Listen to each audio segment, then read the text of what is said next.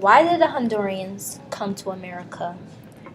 Originally, Hondurans really came to America for better jobs, but mainly because of Hurricane Mitch.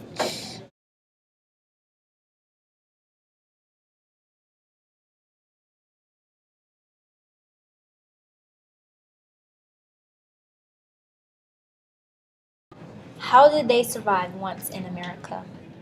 Once in America, the men took jobs as janitors and working for gas station, and women worked as maids. Many were educated with what? Doctorate. Doctorate degrees. I understand.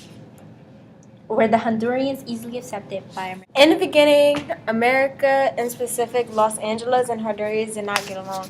Americans hated Hondurans because, like Mexicans, the Hondurans, they took empty jobs. So Americans saw it as them stealing their jobs. I understand. Are there any stereotypes? Some stereotypes were that men were criminals and not very sympathetic people. They were known to be violent and that men would be perverts and have sex with anything that had a pulse. It was known that all Hondurans were very conniving people and will manipulate any and everything to get what they want. Every Latino has the name Jose or Maria is also a stereotype.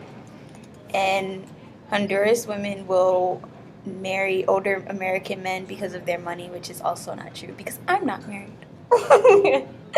Yeah, so. And this is the end.